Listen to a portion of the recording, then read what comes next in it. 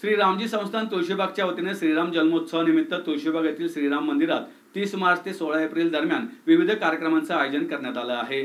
उत्सव अंतर्गत श्री रामरक्षा अथर्व शीर्ष पठण, श्री विष्णू सहस्त्रनाम, श्री सुप्त व पुरुष सुप्त पठण, महापूजा, पालखी, श्री कौशल्या माता डोहळे जेवण, श्रीराम जन्म सोहळा, श्रीराम राज्याभिषेक सोहळा अशा धार्मिक कार्यक्रमांबरोबरच रामायण वाचन, रामायण प्रवचन, सांगीतिक कार्यक्रम अशा सांस्कृतिक कार्यक्रमांचे देखील आयोजन करण्यात आले आहे, अशी माहिती संस्थांचे कार्यकारी विश्वस्त भरत तुळशीबागवाले यांनी पत्रकार परिषदेत दिली। पत्रकार परिषदेला संस्थांचे कार्यकारी विश्वस्त भरत तुळशीबागवाले, विश्वस्त डॉक्टर रामचंद्र तुळशीबागवाले, कोटेश्वर तुळशीबागवाले, रामदास तुळशीबागवाले, श्रीपाद तुळशीबागवाले, राघवेंद्र तुळशीबागवाले यासह तुळशीबागवाले परिवार उपस्थित होता। पुणे प्रांताचे सरसुभेदार श्रीमंत नारोजी आप्पाजी तुळशीबागवाले यांनी 1761 साली स्थापन केलेल्या देखण्या मंदिरामध्ये यंदाचे श्रीरामनवमी उत्सवाचे अखंडित 364वे वर्ष साजरे होत आहे। गुढीपाडव्याला रविवार 30 मार्च रोजी श्रीरामनवमी उत्सवास प्रारंभ होणार असून त्या दिवशी सकाळी 7 पासून श्रीरामास पवमान अभिषेक, श्रीरामरक्षा अथर्व शीर्ष, श्री विष्णू सहस्त्रनाम, श्री सुप्त व पुरुष सुप्त पठण होणार आहे। तसेच 30 मार्च ते 5 एप्रिल दरम्यान दररोज सकाळी 9 वाजता श्री गणेश्वर शास्त्री पारखी हे रामायण वाचन, दुपारी 12 वाजता श्रीरामांची महापूजा व आरती, सायंकाळी 7:30 वाजता श्रीरामांच्या छबिनाची मिरवणूक व आरती महापूजा होणार आहे। 30 मार्च ते 5 एप्रिल दरम्यान दररोज सायंकाळी 5:30 वाजता ज्येष्ठ प्रवचनकार डॉक्टर कल्याणी नामजोशी यांचे श्रीमत रामायण प्रवचन होणार आहे। मी भरत नारायण तुळशीबागवाले, श्रीरामजी संस्थान तुळशीबाग या मंदिराचा यावर्षीचा मॅनेजिंग ट्रस्टी म्हणून कार्यरत आहे। यावर्षी आमचा 264वा राम जन्मोत्सव सोहळा होणार आहे।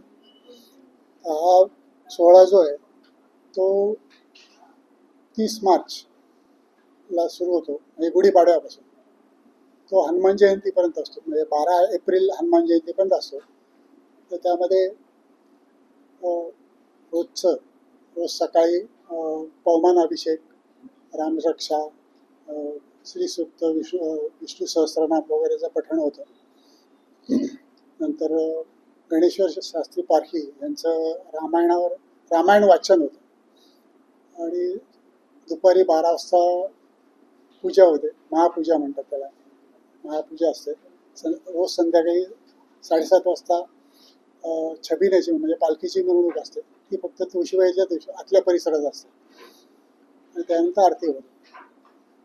असं रामनवमीपर्यंत हा कार्यक्रम असतो। तर त्यामध्ये आता इतर कार्यक्रम जे म्हणतात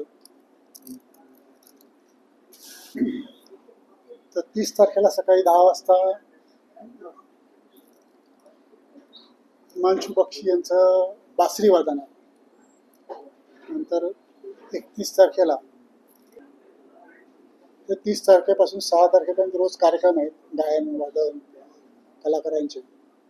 आणि 6 तारखेला रामनवमी आहे, त्या दिवशी सकाळी पागोट्याची म्हणजे जे पोशाखाची मिरवणूक असते, म्हणजे आम्ही जे पागोटं वाटतो त्या पागोट्याची रामेश्वर मंदिरामध्ये जाऊन पूजा केली जाते आणि ते परत आणून मग ते लोकांना पागोटं म्हणून वाटलं जातं। नंतर 12:40 वाजता रामाचा जन्म होतो। तर जन्माचं कीर्तन जे आहे ते वजीबुवा यांचं आहे आणि 12:40 वाजता आमच्या तुळशीबावांपैकी मी किंवा आमच्या जे कार्यरत ट्रस्टी आहेत त्यांच्या हस्ते पूजा केली जाते आणि संध्याकाळी 7:30 वाजता छबिना म्हणजे पालखी असते। ती पालखी तुळशीबाईपासून निघते ते दगडूशेठ दत्त मंदिर, इथून रामेश्वर मंदिरापासून गणपती तुळशीबाग गणपती करून परत तुळशीबाईत येते।